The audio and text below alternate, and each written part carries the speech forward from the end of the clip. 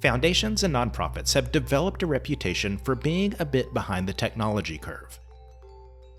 A lot of work over the past decade in the nonprofit sector has been to catch up to the systems that already exist in the for-profit world. I'm a big proponent of closing this gap, but one major challenge is that sometimes it feels like we're pulling technology built for corporations into a philanthropic space, and it's not always a seamless fit. Right now, we're in the midst of a pivotal moment thanks to artificial intelligence. It's becoming ubiquitous. But for AI to be useful for foundations and nonprofits, we've learned that we can't sit back and wait for others to create the right solutions. We need foundations that have the capacity and know-how to take on the mantle of designing and developing the AI tools that fit this work. Luckily, some foundations have already stepped up. The Patrick J. McGovern Foundation is one funder who's putting their resources toward building technology we need. And they're leading the way for the whole sector.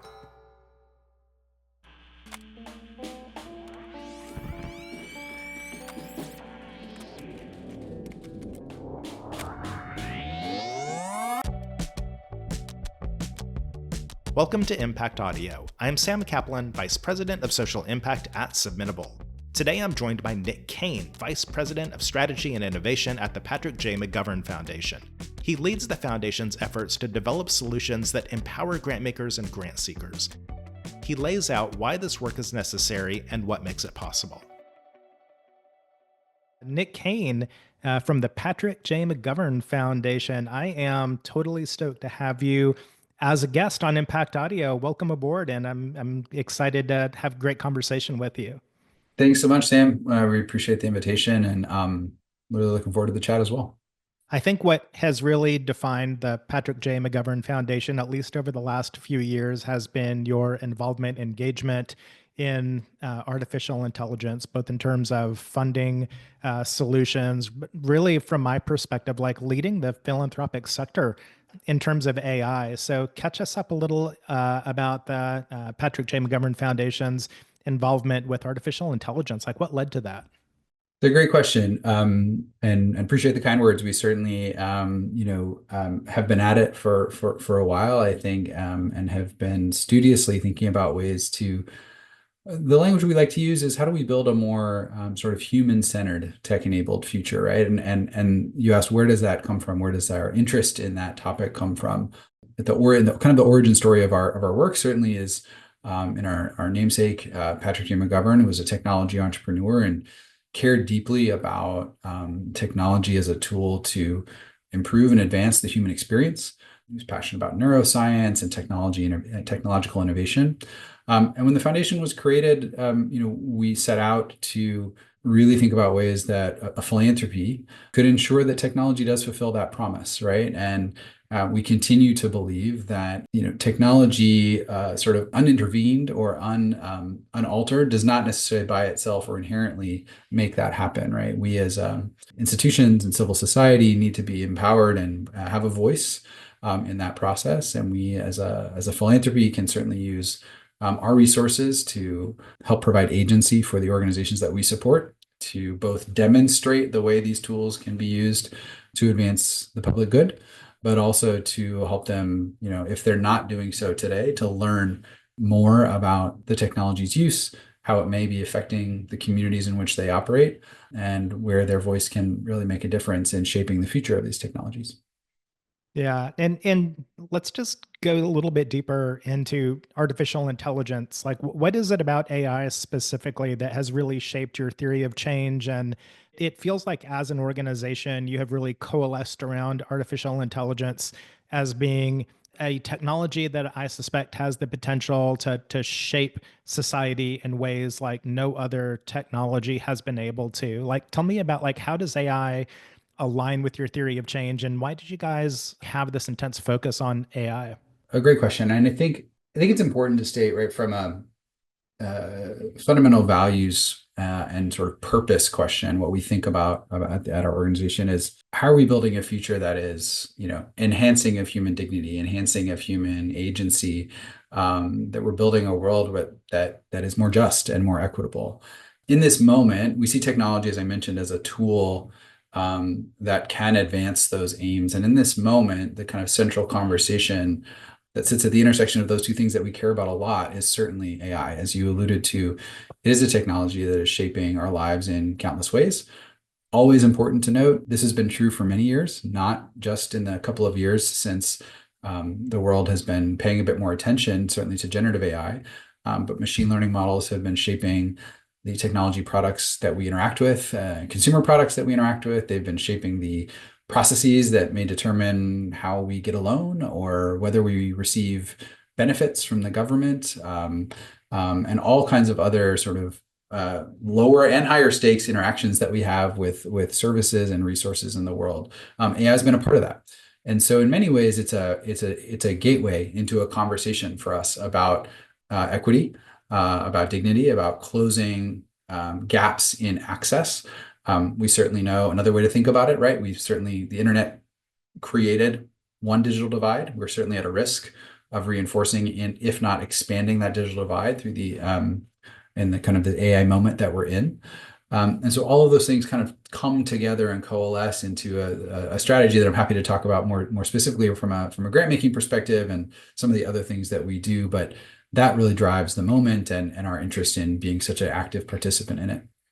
It's really interesting to me. Like, I'm glad that you mentioned the digital divide. When I look at the way that philanthropy and the nonprofit sector is approaching artificial intelligence, it feels like there has been this very extensive conversation around equity and fairness and bringing people along and ensuring that we're not leaving marginalized communities behind. I would love to hear, like, whether it's through your grant making or just the way that your organization is approaching artificial intelligence and responsible use and fairness and equity. Do you have thoughts on how we ensure that we do a better job this go around with a emerging technology? And I realize it's not really emerging, but Gen AI is still kind of emerging. Like, how do we make sure that we're servicing everybody out there and that we're bringing along all of these communities so that they have the opportunity to impact their own future, rather than be impacted by the way that corporate America or others that have all the funding may dictate that AI will play out in their communities and all of that. I really like that framing. Just to pick up on what you said there at the end, it resonates with us, and there's a version of that statement that we often will use in conversation at PGMF as well, which is this notion of technology sort of by us and not built for us. And I just think that that's a really powerful statement. To answer your question about how we think about, I would say it's a big question that you've posed, right? And I think that there are so many different interventions in each kind of portion of society or portion of player in the space, but that be that the government, be that technology companies or philanthropy and civil societies you've just mentioned, or I should say philanthropy and then separately civil society as well, all have a role. Where we see an opportunity for us to have, where we see sort of a really, really well-aligned opportunity for philanthropy to drive impact in a couple of places. First is building sort of broad-based literacy about AI. And very specifically, what that means is not necessarily turning everyone into an AI engineer, or that everyone must adopt AI in every context in the classroom, every moment of their learning journey, et cetera. But simply, what are the interventions, whether they are curriculum that does end up in the classroom, whether they are part of vocational training programs as you start to leave school and enter the workforce. There's so many contexts in which people begin to prepare for how they're going to interact with technology in so many parts of their lives, be it professionally or personally.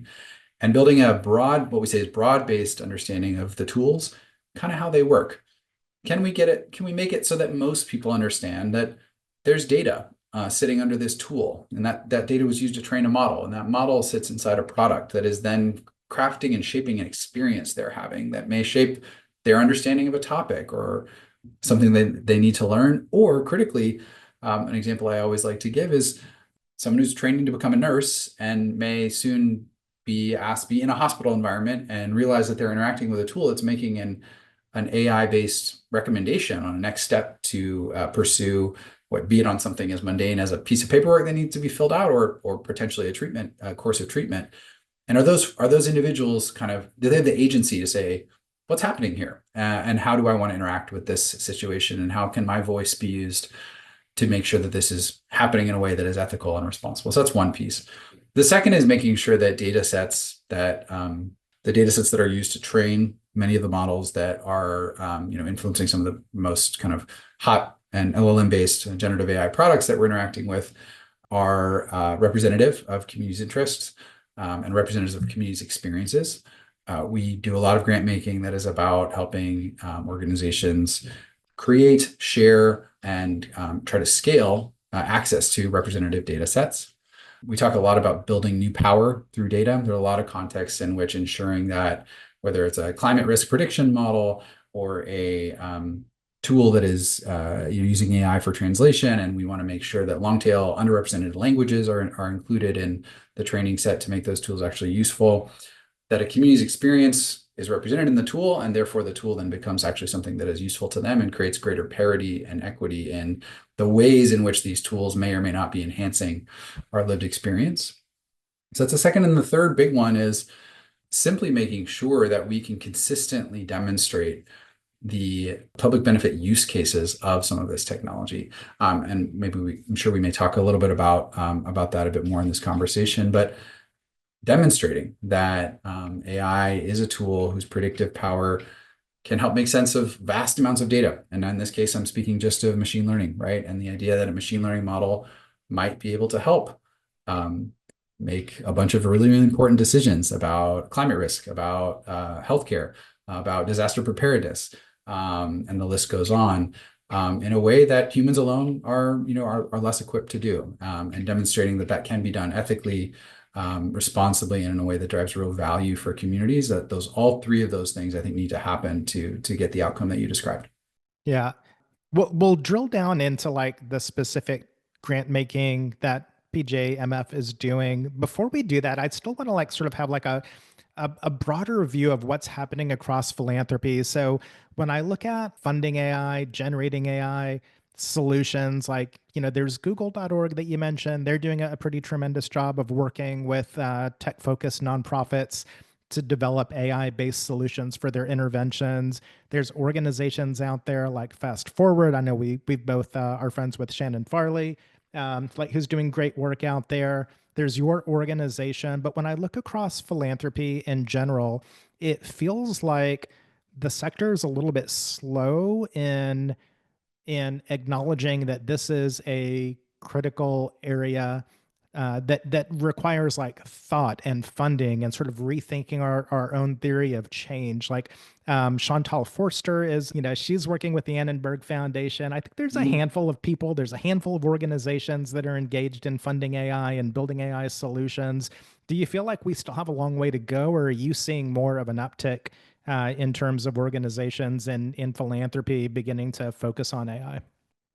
This is a great topic, Sam, and one which I'm very personally passionate and excited to talk a little bit about. I think your observations are well. Let me just give you my sense of things. I think you're largely correct.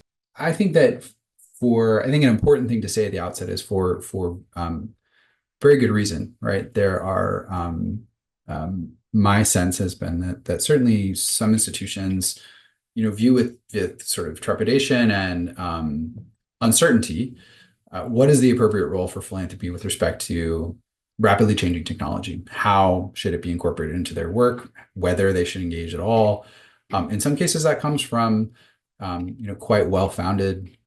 I don't necessarily want to say fear, but certainly a sense of solidarity, perhaps with communities that they work with that may or may not have been harmed in the past by technological innovation, and a sense of duty to say we need to be thoughtful and judicious in how we think about this. And I think that that's a really, really valid and important consideration. However, unsurprisingly, given the work that we do and certainly my personal background, we believe that philanthropy should not stay on the sidelines and instead have an incredible opportunity and, in fact, a responsibility to both themselves as institutions and then through their work and the resources they can deliver to their grant partners and grantees, fill a space that needs to be filled with voices that say, this is what we aspire, this is the vision that we have, those who are closest to community, those who have been innovating in so many ways to deliver needed services to communities on the ground. This is our vision for what these tools can and should be for us. And that's not going to happen without a lot of engagement and candidly dollars, right, that need to flow to nonprofits for them to also begin to engage with these tools and begin building as well in a meaningful way. The way we Yeah. think about it is we like to see more, most simply, we like to see more money flowing to builders of AI tools in the nonprofit sector. I'm happy to talk a little bit about how I think that can happen. We've certainly engaged, one-on-one with boards and foundation presidents and program officers, sort of all across the different levels of institutions that are interested in learning a little bit more about this, and very excited to continue to do that. We've started to dip our toe into doing that at a bit greater scale. We hosted a large event in partnership with some great partners at Google.org, the GitLab Foundation, and Fast Forward, as you just mentioned, that we actually called Fund.ai, and 100 plus organizations showed up for 2 days to get training on how to think about diligencing and actually evaluating proposals where nonprofits are seeking resources to do this work. I think simply the excitement and the fact that we had such a high attendance for that event in and of itself is a really positive indicator of where the sector may be headed. That's awesome. 100 organizations said, okay, well, that makes me feel a little bit better. So let's narrow it down a little bit here. I saw just today that your foundation announced that it has granted $73.5 million in 2024 to ensure that AI becomes a force for good. And that funding went to 144 different organizations working across fields like health, climate, and education, human rights. I love all of that. Can you give us an example or two of a grant or a project that was funded that was especially interesting for you? I can. Thanks for calling that out. We're of course proud, as we always are at the end of the year, to put a little shine on the amazing partners that we're able to support, and collectively kind of reflect on what they're all achieving in the world. I think I'll share two examples. One is a builder. We just got talking about what it looked like for nonprofits to actually build tech, and the other is an organization doing incredible work in doing what I call shaping the enabling environment that exists for AI to be adopted and to deliver social good. So the first is an organization called Climate Policy Radar. We have a focus on AI solutions to advance the fight against climate change. And what Climate Policy Radar does is they've built a tool that uses machine learning to quickly build essentially a comparative analysis tool for policymakers and researchers who are trying to understand and contextualize how various pieces of climate regulation or rulemaking may or may not be relevant in certain other markets, geographies, or contexts, to quickly search and understand how XYZ piece of policy or rulemaking may or may not have impacted actual outcomes in XYZ place.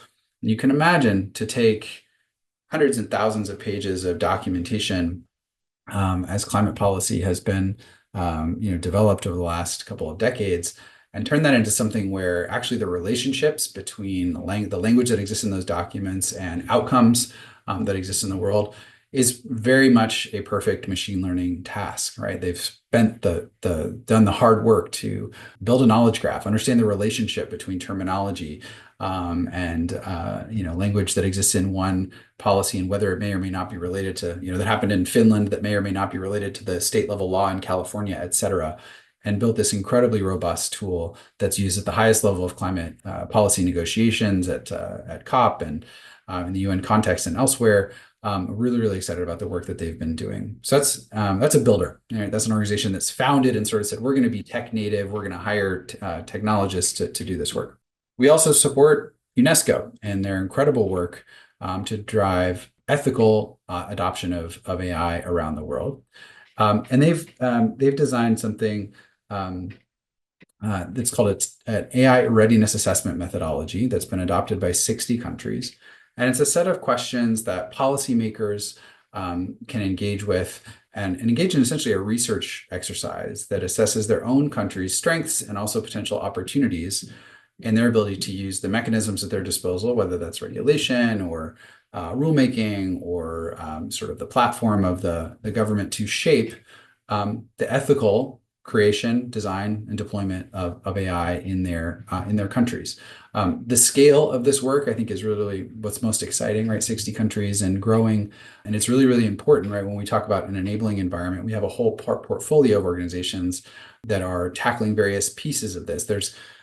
We can build the tech, but for it to scale and be useful and for people to feel empowered to actually want to engage with it, you need the right policies, protections, and stakeholders who care. And that's we've been really, really thrilled about the work they've done to advance that.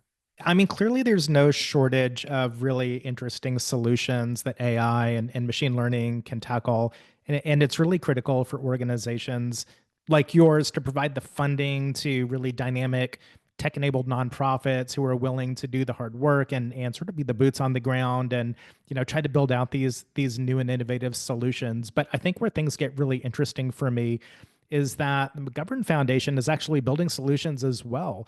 And you have been working on one that's called Grant Guardian. I would love to hear a little bit about the solution, but maybe as a bit of a preamble, like, how did you as an organization sort of define that there was this need for Grant Guardian, and what compelled you to dip your toe into actually building an AI-enabled solution? Thanks for asking. Yeah, we were very excited about Grant Guardian, and I'll certainly speak to it. Maybe just to take a half step back, as you alluded to, we have for listeners to understand, we have what we refer to as a products and services team here at the Patrick J. McGovern Foundation, and this is a group. In some ways, you can think of it as a mini tech company that exists inside of philanthropy, which I think is very exciting.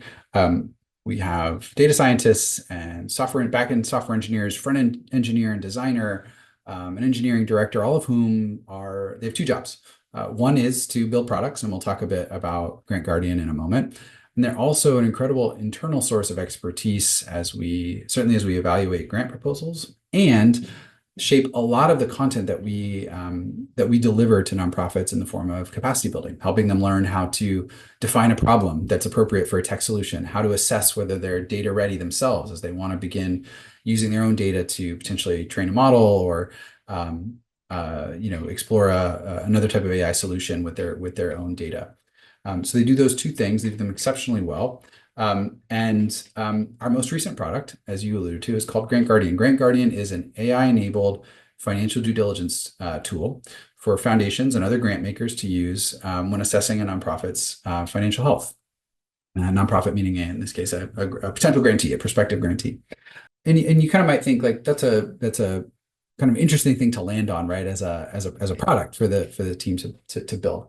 A couple of things I think that are really worth noting here. One, we're excited to build something from a lived experience, right? This is a rather new team. It's actually the second product that we'll be launching, and this is a real challenge that we've experienced, which is how do you sort of scalably and replicably take a set of financial due diligence standards and apply them across, you just mentioned, 144 grantees each year, with a staff that's doing many other things at once, and make sure that we do that in a way that builds a really solid record of that diligence. And so we started to say, hey, how might we be able to improve that process here at PGMF?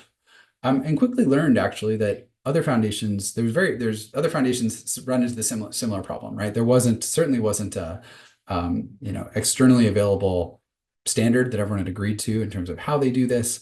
A lot of team members just spending time with financial documents and saying, okay, my job is to pick this piece of data out and this piece of data out and throw it into a formula. And once we said, oh, that's what we're doing, I think AI could probably help us do that, right? And so we set about doing a bit of kind of user research to understand the problem even more robustly and realized there was really a there. And that's what we've built in Grant Guardian. It is a tool where any program officer or operations team member or finance team member can either take a default risk profile that we've defined as the one that we use here at PGMF.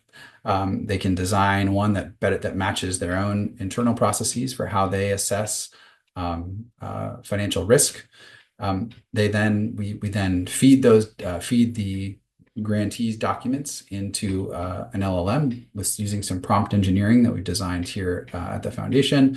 The LLM automatically extracts the relevant financial variables that match the risk design that the organization has set as their own risk profile, and it spits out a transparent score with a summary with a written summary of the organization's financial health based on the direction that the risk profile has given the system to follow, a single, easy to understand score, and sort of a easily shareable PDF that is the kind of the risk report that can be added and attached to any sort of file that you may use for grants management, et cetera. So we're really excited about it. It's been in a beta phase for a while, getting some really great feedback from our initial users, and very excited to see where it goes in the months ahead. So you now have the attention of thousands of program officers around the world who are saying, thank goodness, finally something to help me, with financial analysis of organizations that we're considering funding.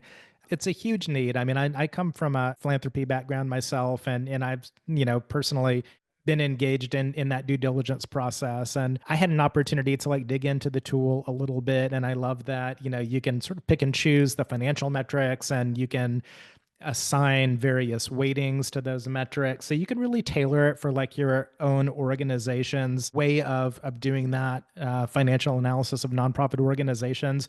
I'm also kind of curious though, when it comes to doing this financial due diligence, I think that a lot of nonprofit organizations historically, like this is a very sensitive area.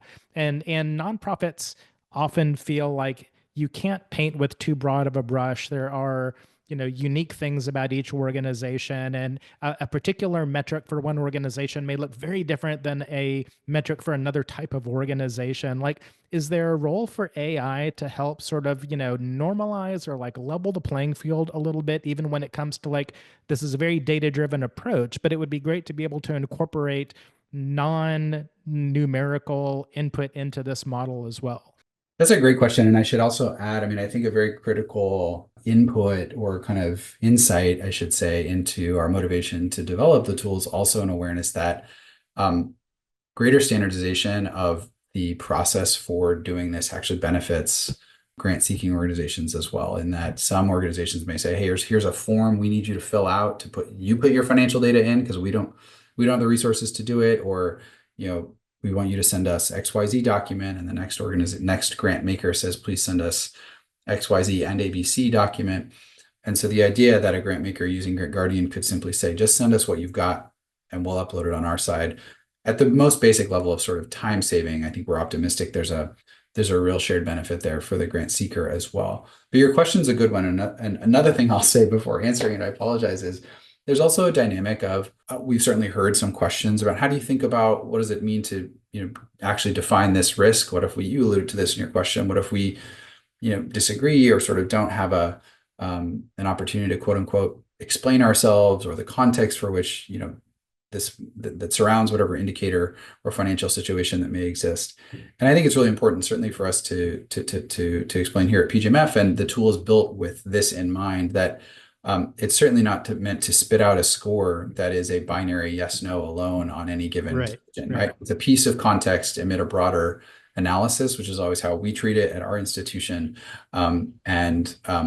Certainly in my experience in working with my peers in the sector, that's a shared approach. And the built-in customization, ability to customize and say, in fact, as part of designing a risk profile, you can essentially say, I want to know this indicator, but I'm actually going to mark it as low priority. I want to see it, but it's not super material to my analysis, and I'm actually going to underweight it in the overall score. These are the things that we give the user the opportunity to define for themselves.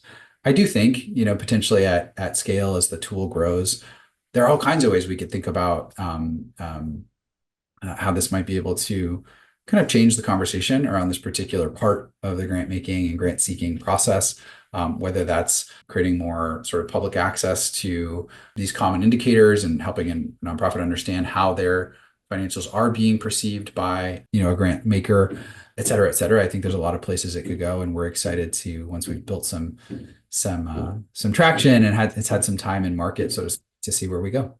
So to me, the real value of incorporating AI in this process is that it ultimately generates a report, and a human doesn't have to spend all of the time generating that report. Like, we can use technology to generate the report, but the real value is that now that report is generated, I can get a human in front of it to review it and interpret it and ask the right questions, right? It ultimately just becomes a tool to help people do their work in a more dynamic, creative, innovative, effective way, right? Like, I mean, that's sort of the way that I'm thinking about AI in terms of like where we are in that development is I don't want AI to make a decision about a grant. I don't want it to review, its own output and say, we're going to make a grant to organization A because it has these financial metrics, not to be. Like, I think the real value is being able to say, here's a useful report. And now let's let Nick take a look at it as a program officer, right? And make a decision ultimately. Totally agree. Couldn't agree more. I mean, I think, and that's also an appropriate, I mean, that's a representative analysis that could be applied to so many use cases of AI, right? That this is a tool to aid, human decision making in many contexts, and to focus the human's time on the work that is truly value add, that builds, brings their expertise and contextual understanding and awareness into the conversation. And yeah, in this case, saves them the time of finding cash and cash equivalents on page 46 of the financial statements. For sure. All right. Well, I can't wait to see how Grant Guardian continues to develop and watch its adoption across the sector.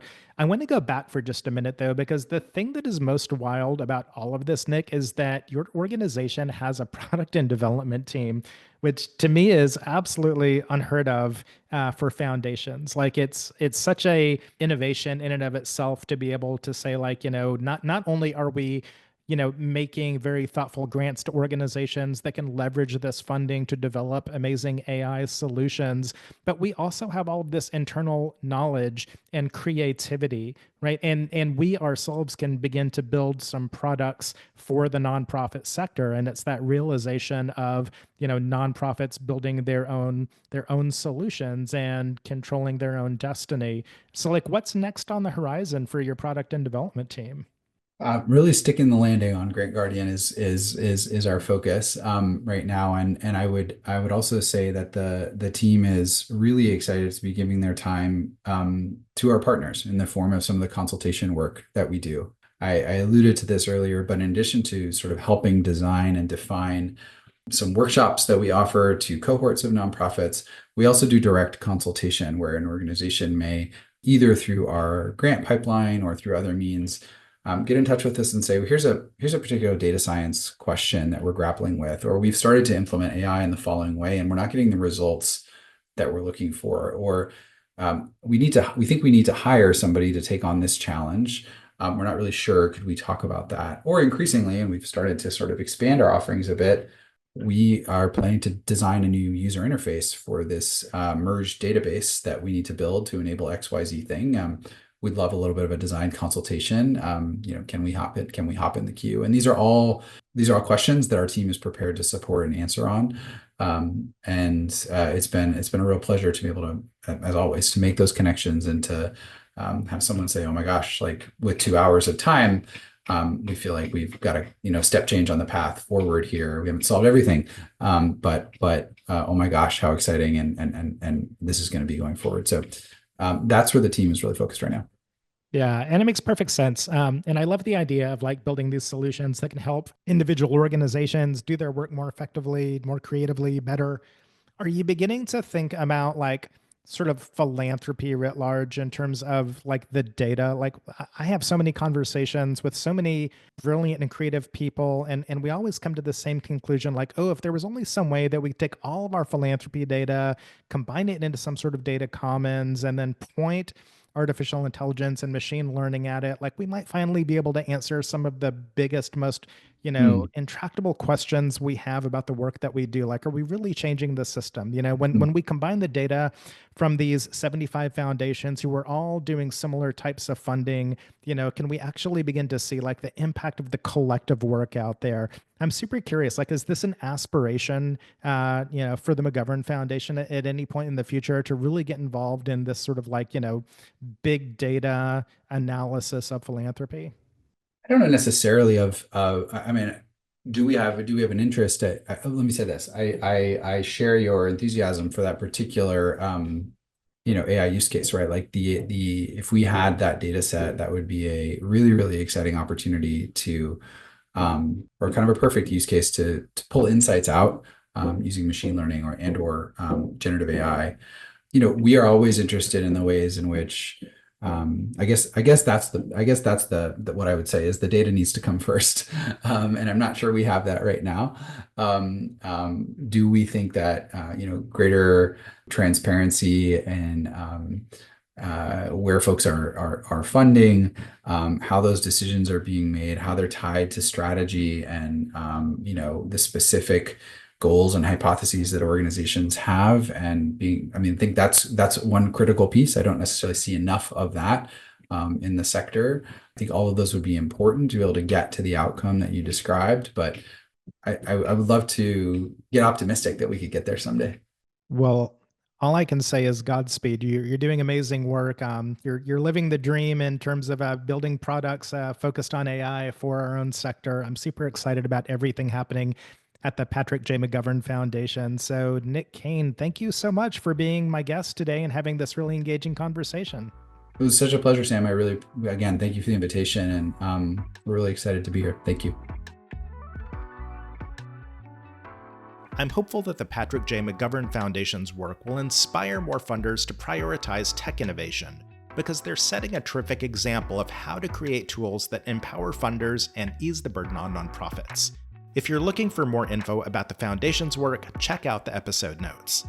As we get more of this development within the philanthropic sector, there's an opportunity for the nonprofit world to set the standards for what ethical, human-centered innovation looks like. Then, maybe the for-profit world will be the ones trying to keep up. Thanks for tuning into Impact Audio, produced by your friends at Submittable. Until next time.